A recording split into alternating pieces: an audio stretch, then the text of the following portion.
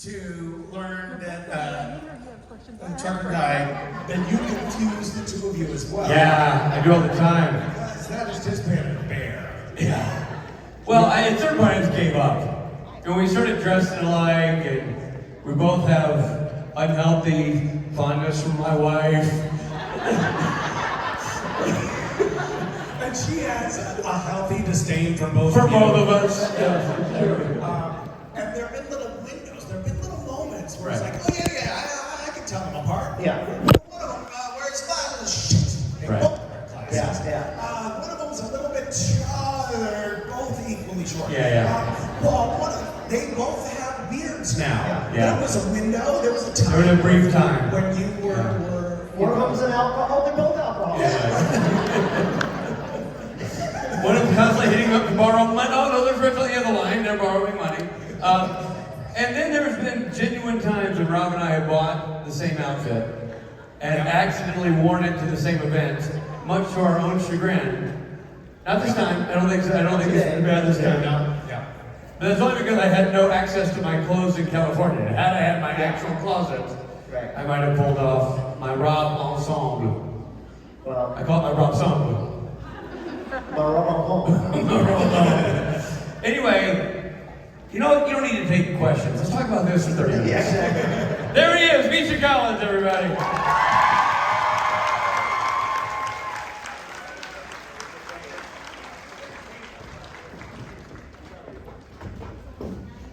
By the way, it gets. Thank you. Rich, as he's walking off, he says, "Well, we kept it clean. I'm proud of you," and which makes me think I've got to like. They're both hung like rhinos. So that is one. Yet another.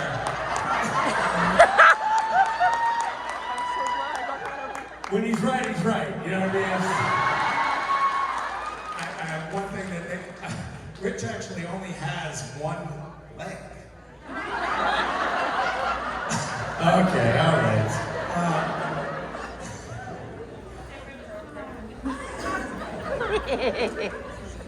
I'm sorry about that. No, you're not. Don't You know, be. we're in Canada now, and you people are also fucking polite.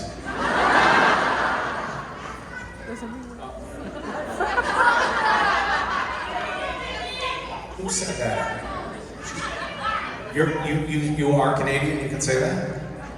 Yeah, but your parents are probably from the States. We're polite, it doesn't mean we're prudes.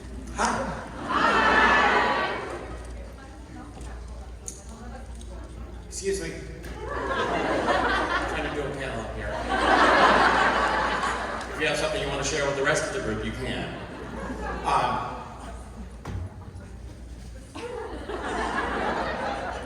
So I had a little bit of an awkward experience with a fan yesterday. Yeah, it was weird. It was Billie Eilish.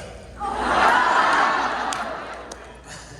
was driving to the airport, and I was just we get when we come to the conventions, they treat us like we're important people, so they sent a car service to come pick me up and bring me to the airport. Didn't even have to drive myself.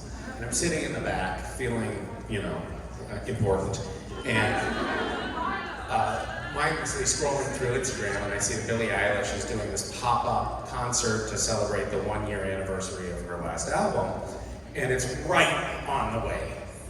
So I texted her mom, and it was like, hey, I haven't met Billie. I'm literally passing right by there at that time. Can I meet Billie? And she said, sure, come on by. So I went there, and they brought me into the green room. Well, that was loud. And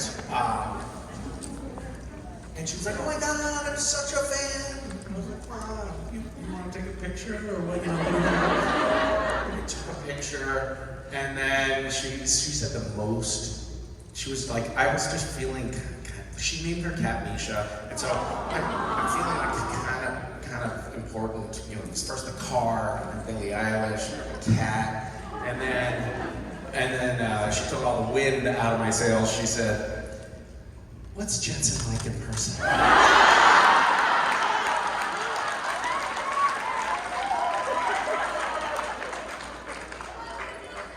He's an asshole. Hung like a field mouse. How do you know what a field mouse is? How lucky. Don't tell him I said that, by the way. Any questions? How much is our silence worth? Hi Misha. Hi. I'm Sri Lakshmi. Hi.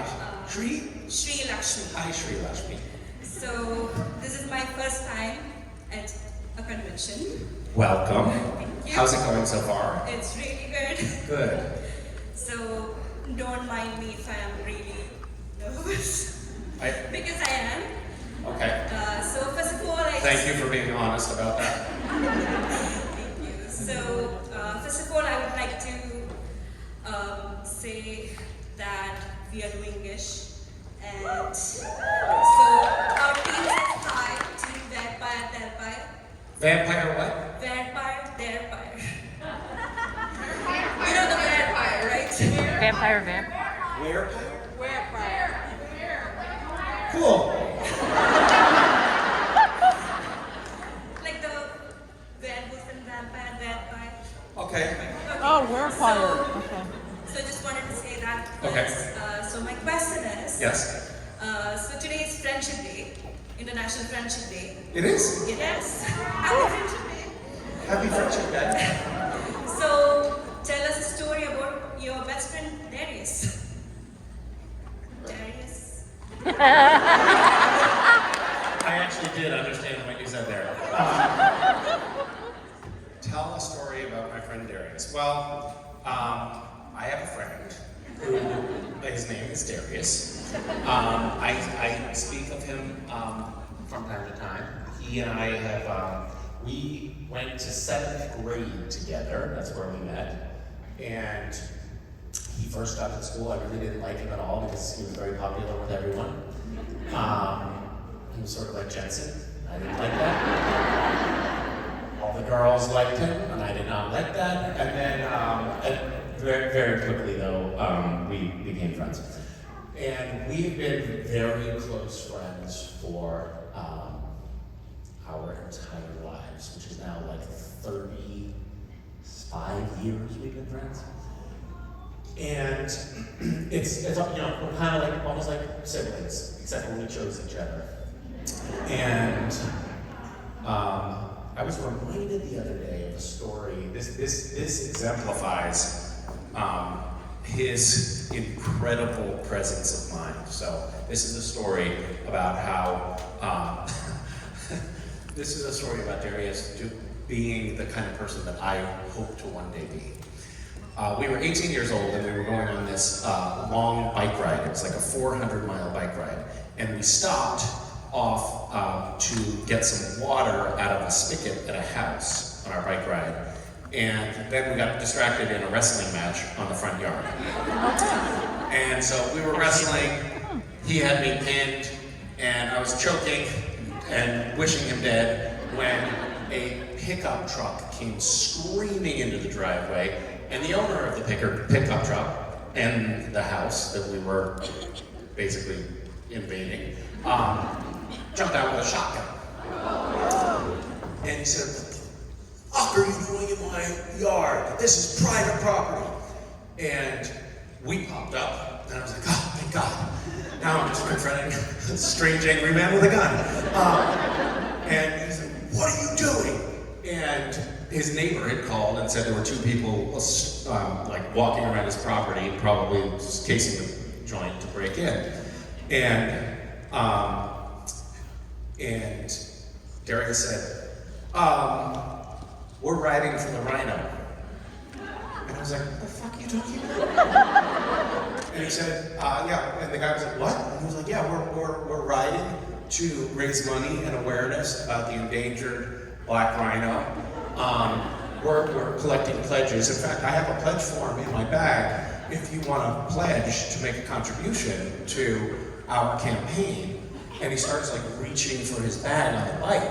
And the guy was like, no, No, that's cool, that's cool. He was so nervous that he was gonna have to make a donation, and he jumped back in his truck and drove away.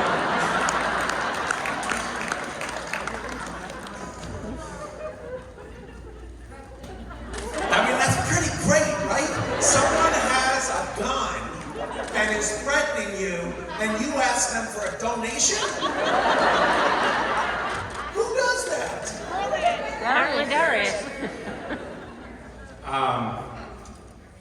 It's nice to have somebody in your life. Like, if anyone has the opportunity to have a friend when you're young and then keep them for the rest of your life, I recommend it, because it's really nice to have somebody who knows you so well and who can just be there for you in the hardest times. And we've both had the opportunity to do that for one another over the years, and it's such a great thing to have in life. So thank you for bringing up Friendship Day.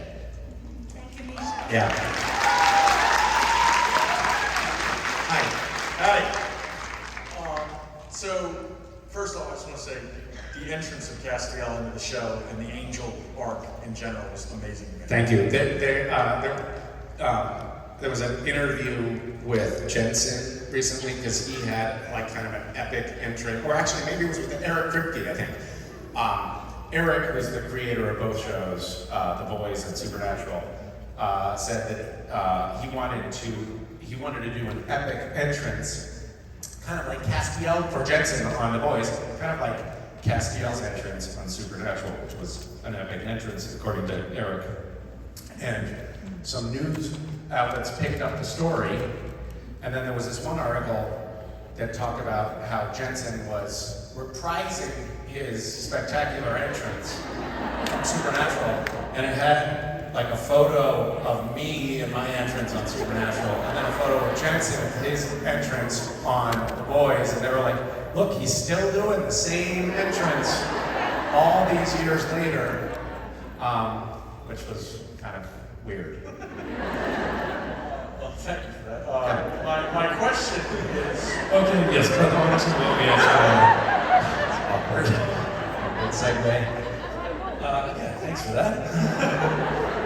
So my question is, you were on the show for so long, and doing a show like that, where it's got its serious moments and it's got its lighter moments, did you ever, pick up a script or hear about a storyline that was going to be coming along and think to yourself, really, this is what we're doing? Just kind of laughing at yourself, like, I guess this is the direction the show's going. Oh, yeah. Every day. We had a scene toward the beginning of season 5 where Castiel comes into the motel room where Sam and Dean are holed up trying to figure something out, and he sits down on a chair at the table, and there's a whoopee cushion on the chair, and he sits on it, and there's like this fart sound, and I read that in the script, and I was like, oh, come on. Really? A whoopee cushion? We're really gonna do that? And I stopped production, and I called Eric, and I made my pitch while we were on the set. Like, please, this is ridiculous. We want to do this? And he was like, you know what? Let's do one take with it and one take without it, and we'll just, then we'll have an option. And I was like, oh, okay, that sounds like a fair deal. Yeah, good idea. You'll see, it's ridiculous. We won't want to use it. And that was a sobering moment for me, because then I realized, like, that you see, as an actor, you hear that over and over again. They're like, okay, good, we have that take, so let's do something different. And they say it like the first thing you did was a good option, but we want an alternate just in case. The truth is, they hated what you did, and they're doing something else. So Eric was just trying to get production to move along. He knew he was still doing the whoopee cushion. It made it into the show. But he got me to shut up and do my job. So there was a lot of that.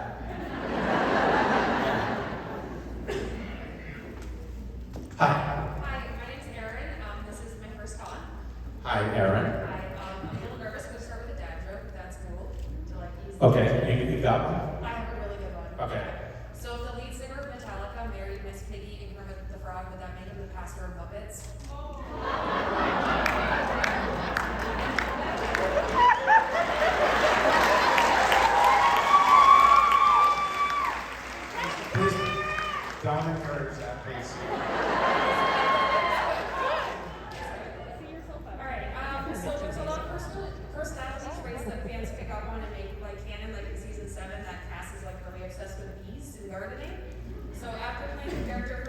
viewers, what would you say is a personality trait or like a habit that Cass has that maybe we never kind of like picked up on, or just something that you believe that Cass is as a person?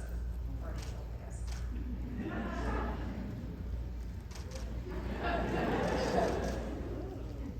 guess. It's a very, it feels like a puzzle question.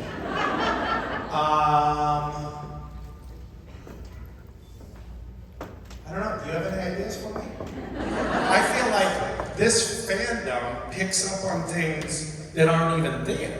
I doubt that they would miss something. This is very true. What thing do you think people have not picked up on?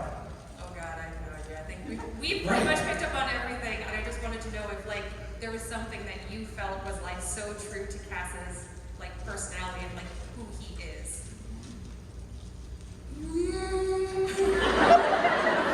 This is no, there's never been a time like, I don't know why nobody is picking up on the fact that Castiel drinks a beer in one chug. Or, well, he did. Why, is He that did weird? once. I guess you guys missed it. Who did it? You didn't miss that? That's how. You will always drink your stein of beer in one slug. We shot the scene that was it was in the bar of a whorehouse in Supernatural, and Dean was like trying to get me, in to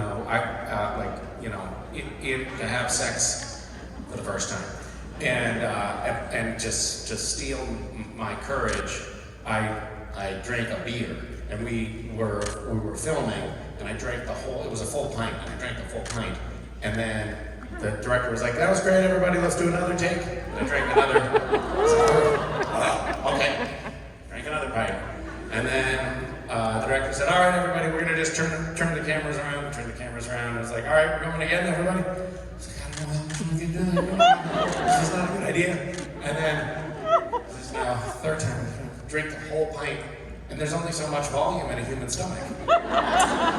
And I drank the pint for the third time, and the director goes, "Misha, that was hilarious. Do that again with the beer. We'll do another take with the beer."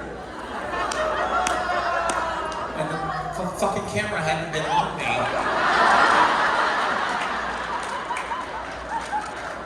Oh my God. Amateur. Hi. Hi. I love you. Oh. This is my first convention as well. There's so many new people. Who is here for the first time? Wow, amazing. You know the show is over, right?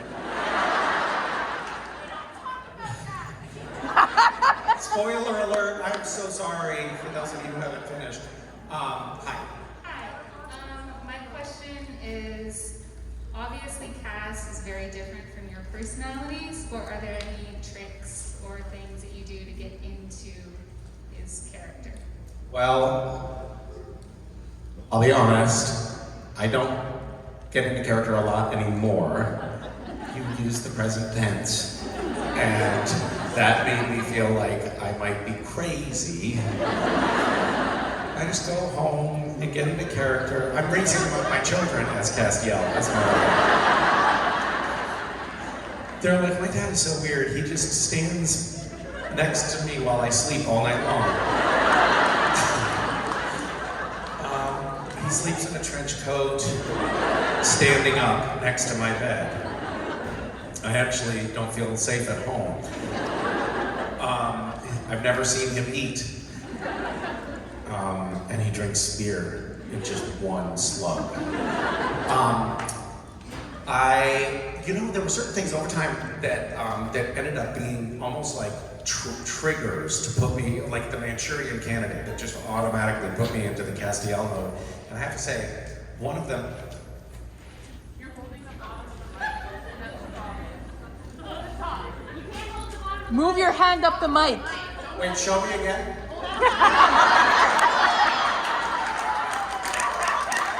On game. No. Show me how to grip it. I can't quite. Can you explain it? Practice with a shake weight. She's like, I'm not. You're holding the mic. Wrong, yeah, you gotta hold it more toward the top. You're holding the mic. Hold it up higher. Oh, I got some information. The woman in front of her did the same thing. She was just to like drive the car home. She was like,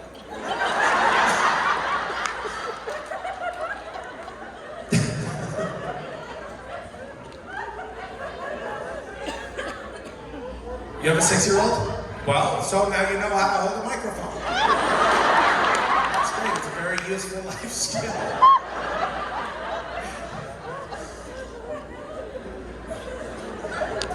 Shame on you, Mom. What did you think I was doing?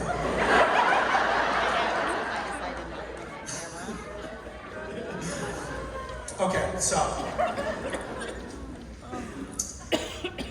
What were we talking about?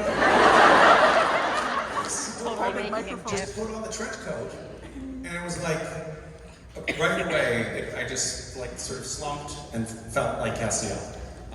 It was over time that just sort of became this like light switch that would flip on, and the character would just be there, which was kind of. I need to follow you on Facebook and Instagram. Okay. Hi. Hi, Misha. Hi. It's also my first time at a convention as well. Oh my goodness. Yep, surprise! So many newbies. So after all that silliness, I have actually sort of a serious question, unfortunately. Good luck. I'm just curious. During the pandemic, like you said when you came on stage, it's been too long since we've been in these kinds of settings and socially interacting with each other. I know I definitely missed these kinds of moments.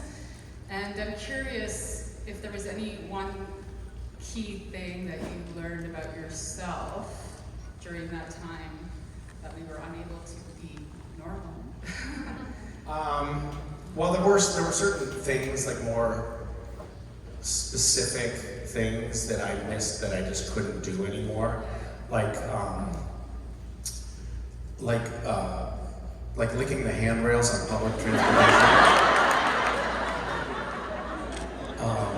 I didn't realize until the pandemic hit how much that had become a part of my routine.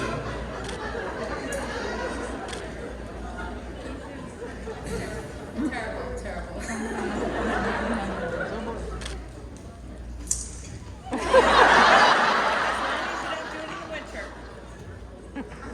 Not up here. It is interesting. It is interesting coming back into the fold of these events and the normal human, quote unquote normal. If this is normal human interaction, wow. But even just like getting used to touching people in photo, touching strangers, it's like there's a part of your synaptic network that has been wired now to be like recoiling from that danger. So it's an interesting thing to notice that we have to kind of get back into the groove and relearn some behaviors without being like, oh, is this safe? Are we going to survive this? I notice this with my kids especially because they're so young, and when you're 9 years old and like 2.5 years of your life has sort of been taken by this experience. There's not a whole lot that you remember before then, and it's a very big feature of your childhood and development. And I could like totally see it with my daughter. I was like very fastidious about washing things and paying attention to like the chain of title on a piece of food that other people are taking bites out of. She's like, nope, now it's gross. I'm not eating that. She'll eat something that I took a bite out of. But if West has also taken a bite, that's a bridge too far. Yeah. How about you? That's a great question. Thank you. I just thought about myself. No, I think lots of different things, like you stated, having to relearn those behaviors, and it's so funny because we miss it, and then here we are back in it. We're all like, this is so weird. So I just think, there was some valuable learning. It's interesting to see how adaptive we were in certain respects. Like, all of these, I mean, I'm sure it's true here. In fact, I know it's true here because I've seen it. But like all these restaurants opening up onto the sidewalks and into the streets, and there's places near where I live where they decided, you know what, we're just going to close down Main Street to traffic, and we're just going to put up awnings and put tables outside, and it created this like outdoor kind of mall space, not mall, outside piazza. I'm trying to find a better word, plaza, and now they're still doing it because they realize actually this is a lot better than having cars on Main Street. Let's just like permanently change that. So I think there's some good things about it. I think, you know, being able to meet with each other virtually and not have to have in-person meetings all the time is actually kind of great because it's a pain in the ass to drive to wherever to meet somebody. And so now I'm actually finding that I'm talking to more people that I, you know, like seeing them on video than I did in the past. Like, I remember in 2016, I was doing campaigning for Hillary Clinton, and I was driving from place to place and doing these in-person pit stops, which was awesome and a lot of fun.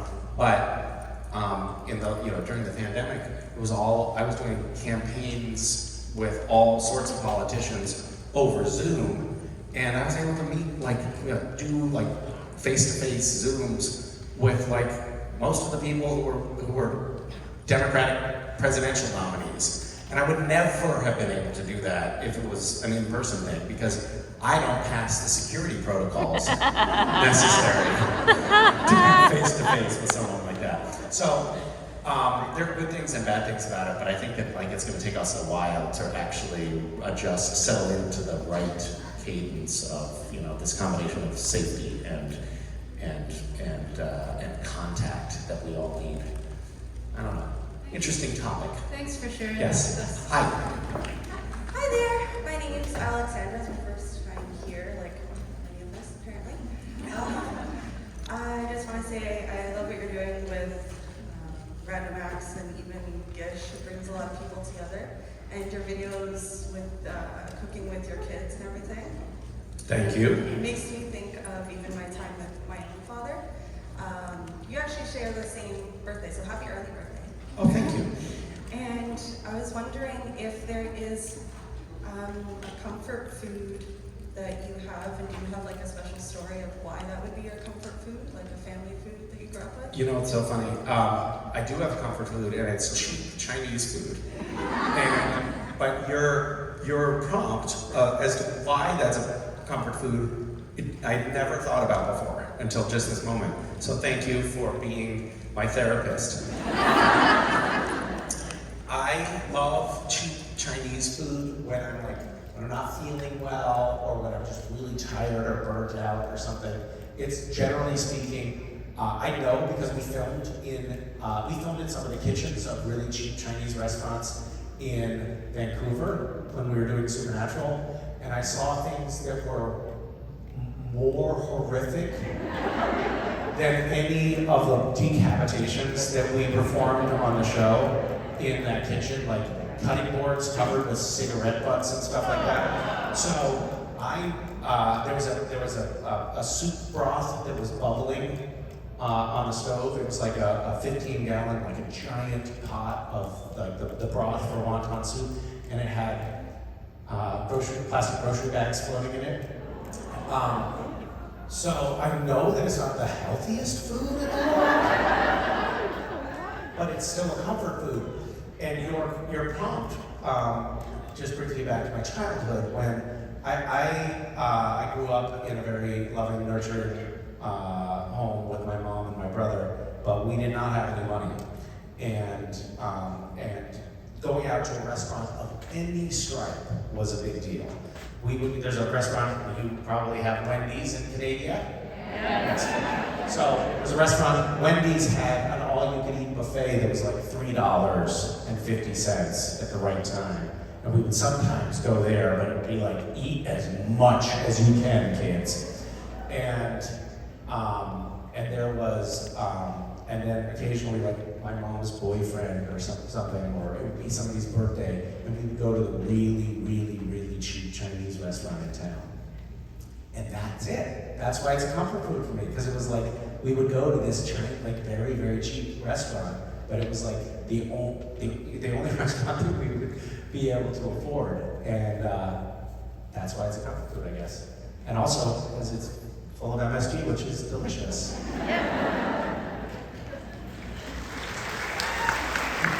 Hi. Hi, Misha, how are you? Good, how are you? I'm good, thank you. So my question is about the show. Okay. Alan Castiel and Jack rule heaven differently from Chuck in comparison to like what he did. Well, I think that Castiel and Jack are running heaven from like a bona fide spiritual vantage point.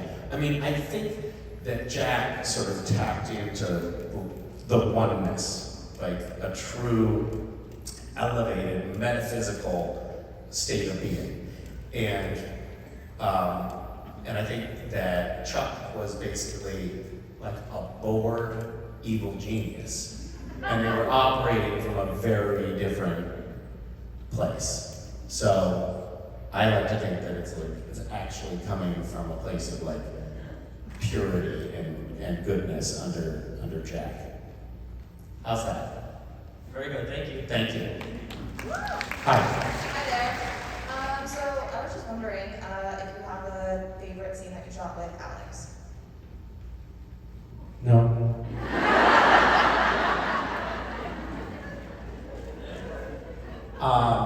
I do remember it was an episode. I think it was like it was a cowboy episode, or we were staying in a cowboy themed hotel. I actually don't remember what the episode was. I just remember the scene. But we were all sitting in this cowboy themed hotel, and it was me, Jared Jensen, and Alex. And there was they started. This was like kind of early on. It was one of the first episodes where I had a lot of stuff with Alex, and Jared Jensen started trying to make him laugh during his takes and trying to mess him up, and it was so wonderful because it was finally happening to someone else. And I remember almost a childlike giddiness as I jumped on the bandwagon. You know, I had started to feel like their cruelty was really wrong up until that point.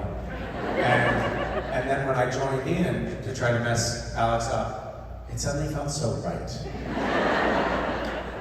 So I feel like that was probably a seminal moment for me and my relationship with Alex. And I don't remember what the scene was about or where it fell in the story arc and all, and that doesn't matter. What matters is that there was another actor that was suffering more than me, so it felt important. Thanks. Hello, Misha. Hello. My name is Sari. Hi, Sari. So from one ball of weirdo to another, have you ever? I take issue with that characterization. Have you ever been in a place that you don't like identify with a bunch of people? And No.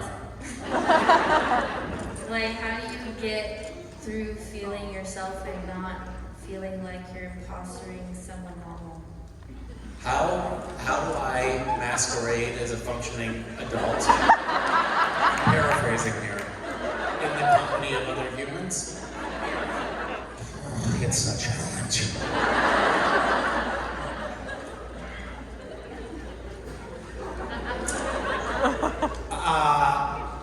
I think I do identify as an outsider, even though as I've gotten older, I think and had more exposure to the human family, I think I've developed some more social skills.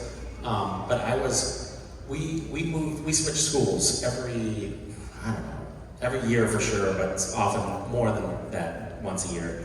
And I was always the new kid, always the outsider, and I was, very poorly dressed and didn't fit in, and we didn't have a TV, so I wasn't really like up on pop culture or well socialized. And so I always felt like an outsider.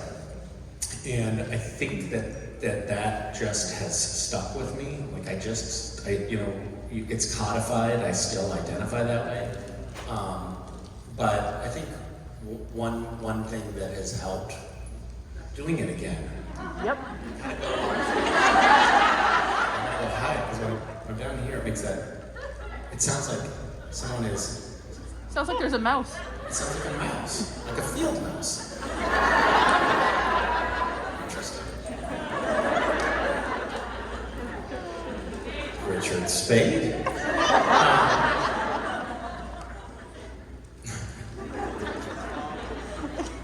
It's a funny visual if you try to picture it.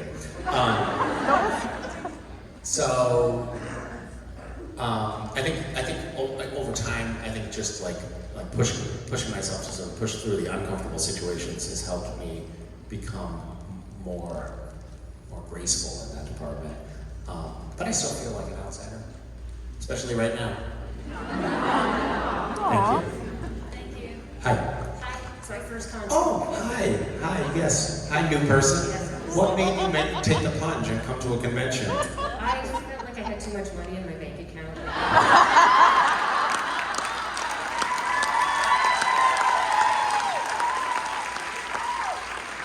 Well, listen, friend, we are here to help you solve that problem. This is the first time that there's been a convention during GISH, at least one I've been at. Uh-huh. So I just really like to say this in person after browsing the list this morning. God damn it, Misha! What are you most angry about?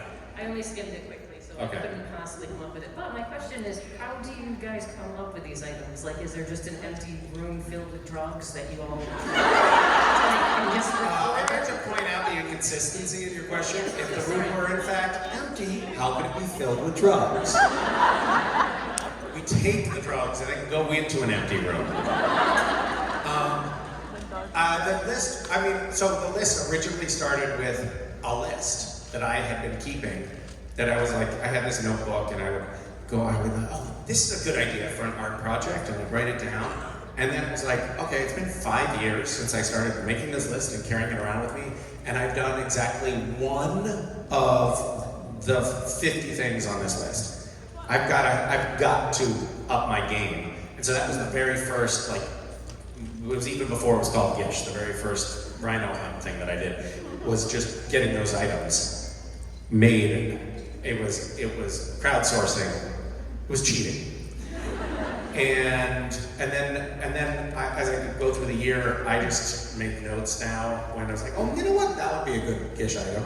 And then Chris George, who works for GISH, she's like the #1 item writer. But then over time, I've also collected people who are good at writing items, which, by the way, is not everybody.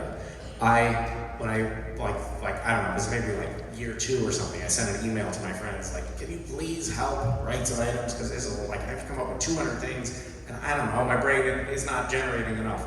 And I got so many shitty ideas back. It was amazing. It was like, these are terrible and they don't work. So it takes a special person to have the same, whatever, brain problems that I have that result in GISH items. But there are a handful of people who send things. One guy who's just so good at it is Dave Lavery. He participated in GISH after GISH, so he is the director of solar system exploration at NASA. Wow. And he was responsible for GISH. I tried to get people to write something or hold up a sign on the space station, get an astronaut to hold up a sign on the space station. And NASA was like, F you, they officially posted on Twitter, leave our astronauts alone, they have real work to do, please stop. And so then the next year I wrote another item, trying to get NASA to do something else, and they were like, who are these people? They're not quitting. And so Dave was really kind of responsible at NASA. He saw this and he was like, all right, we'll play. And he was sort of responsible for shepherding through getting a mountain on Mars named GISH officially. And then NASA posted that on their Twitter feed, leave us alone now. We've named a mountain on Mars for you. But in order to get that done, he had to go all the way up to the chain of command, like up the chain of command at NASA, so like the director of NASA had to approve it because it's like there's all of these regulations about public-private interaction and, you know, are they like trying to help some private company or something like that? And ultimately they decided, no, we're just trying to protect NASA from these people. But Dave then the next year joined the team. He actually joined William Shatner's team the next year. And then he's just become like the greatest item writer. So he wrote like, I don't know, he wrote like 7 or 8 on this year's list. I don't know. It's a long answer to a very short question. I'm sorry. But also the other thing is now GISH participants probably write, I would say 30% of the items. Like they just send in ideas and they're pretty good. I think this is a good list this year. You don't know. I haven't had time because I've been here. Yeah. So I just briefly said. 67. What? Who's responsible for number 67? Do you really think I know what? What is number 67? Getting a public official to make GISH a real holiday. Seems like an obvious opportunity for the government. Okay. Good to see you. Hi. How's it going, Misha? Hi. For those of you who don't know, GISH is like an international scavenger hunt that I run. That might have been really confusing and boring for half of you. Sorry. Hi. How's it going, Misha? Good. First time convention here as well. Shout out to my wife. Oh my God, there's so many first timers. Welcome. So my question was born with your awesome entrance we keep talking about. We talked about it yesterday. We talked about how you reprised it in the voice today. Entrance became an awesome one-liner, raising from the tradition and then casts out a bunch of one-liners through the years. What is your favorite? Oh gosh, what is my favorite? I mean, Hey Asplund is always a crowd favorite.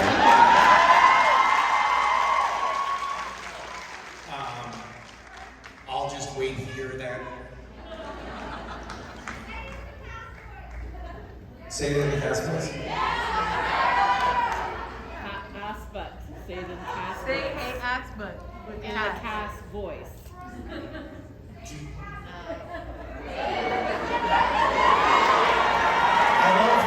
I love that a smattering of you still think I don't hear what you're saying. Hey, Asplund.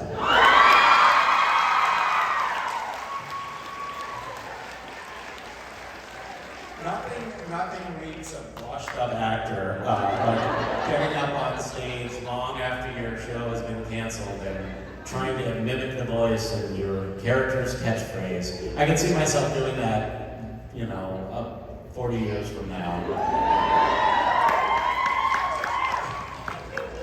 With my nurse standing next to me, getting ready to change my diaper.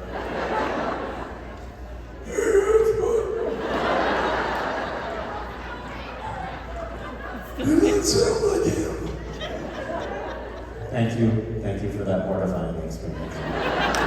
Hi, I'm Leslie. Hi, Leslie. I know you said like some time ago that you worked through depression, and I just want to know like how do you work through it? Like how do you get up every day and it's like I'm ready for today? That's a hard question, and I'm guessing by the fact that you're asking this that you're struggling or you struggle with depression, and I'm sorry, it's one of the hardest things. I can say that empathetically because I've had periods of depression in my life, and I know how hard it is. I am a lucky person in that my bouts of depression have been for short periods. Usually it's like 2 or 3 weeks or something like that. I haven't struggled with long-term depression, which I think is a very different animal. So I don't know. I'm not a psychologist or a psychiatrist or a therapist, but I actually tweeted something earlier today because it's related to a GISH item. But it's something that I've been working with because I've been going through some difficult chapters in my life recently. And I've worked with a Buddhist meditation teacher for some time now who is just so helpful for me. So I do a lot of meditating, which is actually a very helpful therapeutic tool, and I can share that because I know it's worked for me, but I also know that it is a known therapeutic tool. And he said something to me which I thought was really helpful. He said the darkest, hardest chapters in your life, you can either resist them, you can fight against them, you can wish they were not happening, or you can try to use them as your greatest teachers. These chapters can be your periods of most growth. And when I'm able to remember that and try to use that, it's incredibly helpful. And of course, not all the time can one work with that. So it's a matter of just finding those little windows when it's possible. And of course, I would say, get help, talk to psychologists, if medication is something you need, try that. But keep working, keep working on yourself, and there. And nothing lasts forever, which is very true, and that can be a helpful thing to remind yourself of as well. All right, thank you. Hi.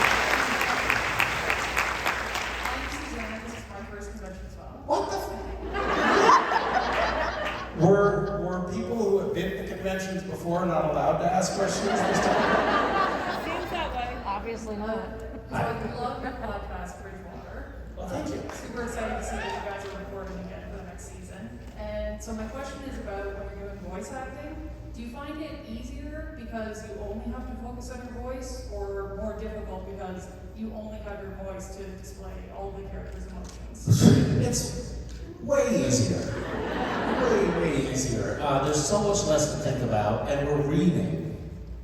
And it's been such a joy for me. I've never really done anything like Bridgewater before. I've never done this kind of work, and I'm finding it really fun and gratifying. And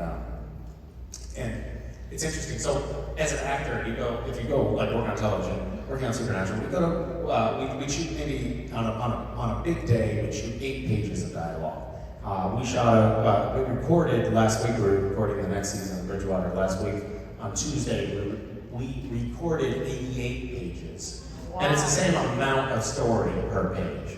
So you're literally going 10 times faster because there's no camera setups. There's no waiting around for, to set the explosives or whatever it is that you have to do in television. So when you're acting, when we were acting in Supernatural, we would shoot for 10 minutes, do a couple of retakes, and then change a lens, change the camera position, change something, and wait for 15 or 20 minutes or a half hour, and then go again. And so there was much more time when you're not doing the work of acting than when you're actually doing the work of acting.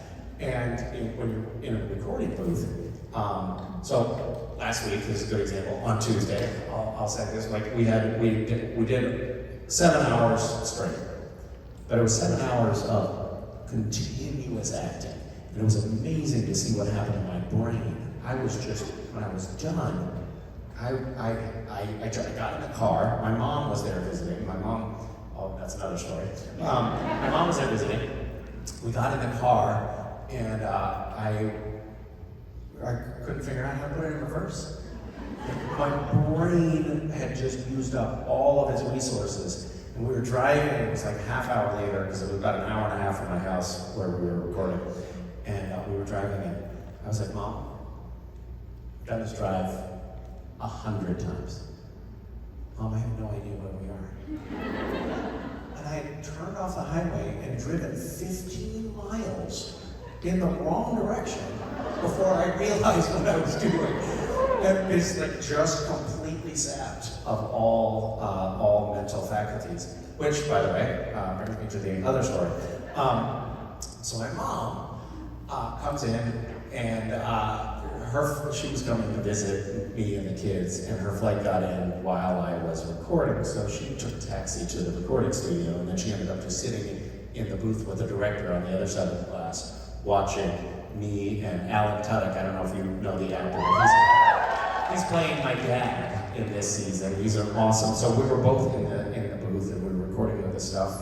She watched for a couple hours, and then we got in the car, and she said, I was like, yeah.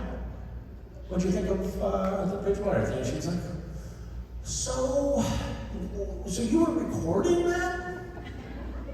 And I was like, yeah. Oh. Are you gonna record it again? I was like, no, that's it. She's like, really?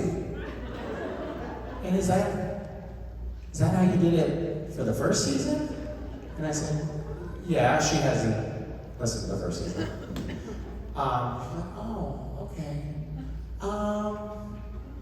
I'm just really kind of, I don't know, I guess I'm just surprised that people want to watch that.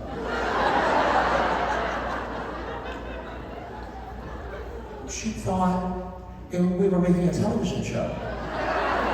It's an audio drama. We're recording with headphones on, standing in front of mic stands music stands with like the script in front of us, just reading it. And she was like, this is terrible television. She actually said, I don't know, Misha, I guess it's just different production value. Being on the set of Supernatural will look much more interesting.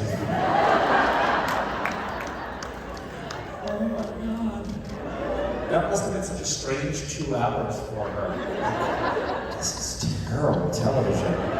Terrible. Okay. Hi. Hi, Misha. My name is Amy. It is Hi, not my first convention. Yay! Yes to non-virgins. My question is about Gotham Knights, which I'm very excited about. I am too.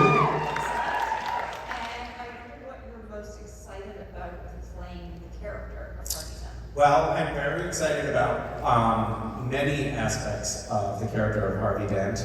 I've already spoiled things that I wasn't supposed to spoil at previous conventions, so I'm parsing my words very carefully here. I will tell you that we shot the pilot here in Toronto, and it was beautiful. I made a lot of very enthusiastic phone calls and told friends, like, I can't wait for you to come visit here in Toronto. It's such an awesome city. I've been to Toronto for these conventions in the past, but it's always a fairly short trip. I haven't had a ton of time. I mean, I've been to some good restaurants and like it's a pretty skyline. I haven't had a ton of time to explore, but I really explored Toronto. And it's such a great place. It's like maybe my favorite North American city. I really love it. You maybe don't know, maybe you do. Maybe you're full of yourselves. But you don't know how lucky you are. But then it was such a pain in the ass to film here because there's so much film production going on in Toronto that we're moving to Atlanta for the series. So, to help with you all, but I really did, it was actually a nice, it was also a lovely time of year to be here, the weather was great, and I developed a real fondness for the city. But I'm excited because the character is going to be more complex than any film or television representation of the Harvey Dent Two-Face character has been. We're getting to like really dig in. I can't tell you. I'm excited to really try to make it grounded and real and explore the psyche of someone who's been through a lot. And it's not going to be just this like broad brushstrokes bad guy character. We're going to get to know Harvey Dent and the person who's trying his hardest to do the right thing.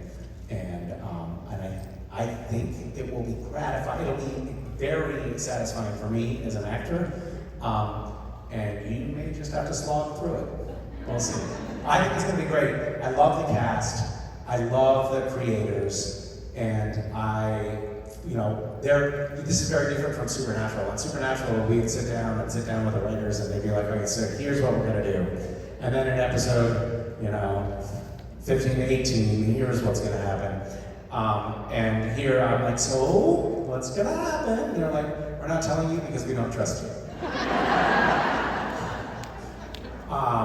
And also it being like part of the DC universe with all of like this story, mythology, that it's actually like treated like a state secret. So I'm not going to be able to spoil as much as I used to with Supernatural. That's it. Thank you very much. Hi there, my name is Catherine. Hi, Catherine. I'm wondering, the Supernatural cast is such a multi-talented group of people, but is there something that you wish you were good at? What? Wait a minute. I think you're thinking of a different series. Is there some? You're saying the rest of the cast is talented. Do I wish I had a talent? Is that what you're getting at? Carpentry and poetry and cooking. Okay, all right. Take that. Is there something more valuable I wish I could do? I have always wished that I had a black belt in something. I wish I was a martial artist. In fact, I'll tell you, this is a Gotham Knights thing. I called the creators and I was like, listen, you know, Castiel did not have a lot of fight scenes. He had superpowers, and I was clumsy, and so the writers were like, maybe no fighting for this guy. But I was like, I would love to get into some fight training to like really get into fighting shape for this character, and they were like, yeah, no, we don't see you as so much the fighting. And I was like, oh God, I'm typecast as the person who can't fight just because I can't fight. That's not fair. But that's one thing that I've always wished I had. I've always wished that I had completed an Iron Man. And there's like a part of me that's still like, you can still get a black belt, you can still do an Iron Man, but when I go for like a 4-mile jog and I'm limping the last 3/4 of a mile, I'm like, no, maybe not an Iron Man, maybe a Copper Man. So we'll see about that. Yeah. I would also love to learn an instrument. I've dabbled in a few instruments over the years, but it's been a long time. I'd love to have the spaciousness in life to play music, like all these other jerks. Thanks. Hi, Misha. My name is Ask, also Catherine. Hi. This is my 3rd convention. Ah. My husband loves to tell me that he buys me these convention tickets so I can just parade around with my fictional boyfriends. Wait, so you can do what? Parade around with my fictional boyfriends. AKA. Oh, Jensen.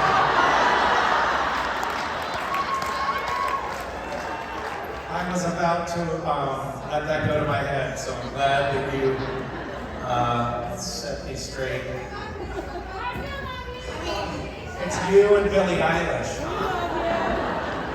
Inspiring to make me feel small, like a field mouse. Yes, yeah, okay. That's right. That's right. That's exactly right. That's an important fact to remember. You're not in love with Jensen. You're in love with the fictional character Dean. Yeah, a lot of people get confused. They start conflating them, like, oh, he's so handsome. No, you're thinking of Dean that's handsome. Jensen is actually quite challenging to look at. But yes, very important point, and I'm glad that you brought that up because a lot of people need to be reminded of that. I gotta tell you, I had that same conversation with Danielle. She is in denial. Oh yeah. Yeah, Jensen's wife is a super Dean fan, and she doesn't even watch the show, but she is obsessed with that character. So much so that she actually ended up having children with Jensen because she was like, so obsessed with Dean. I mean, she doesn't know Dean, but she, you know what I mean. She's living all our dreams. Or nightmare. Depending on how well you know Jensen. Anyway, so this is my least favorite question so far. It'll be good, I promise. Okay. Short and sweet. So, what was your favorite cast to play? Funny, stupid cast, serious cast, strictly angel cast? What is my favorite cast to play? You said funny, stupid cast? Is that what you said? No, it's actually like sexy, commanding cast is my favorite. Right, Rob? Absolutely. Yeah, I like to, that's my favorite version of Castiel, sort of like the sex god Castiel. That I think that was like probably the dominant cast that I played. It was mostly that, and then there was a few, a peppering of dorky social misfit cast, but it was actually kind of hard to catch that. I like her tee up for the question. She's like, what's your favorite cast to play? Annoying, nobody likes you cast. Smells like fish has been sitting on the counter for 5 days cast. Anyway, and then I have a follow-up question. What's Jensen Ackles like in real life?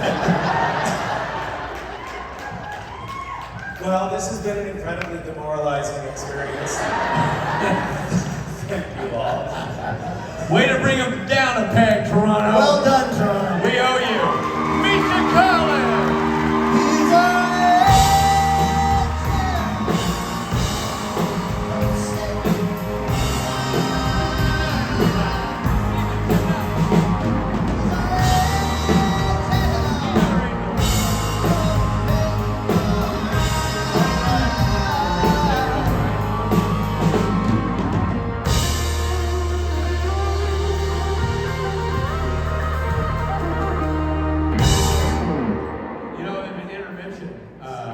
Intermission now.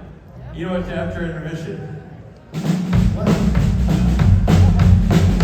Yeah, that's after intermission. We're gonna go and do the song now, though. After intermission, we're gonna have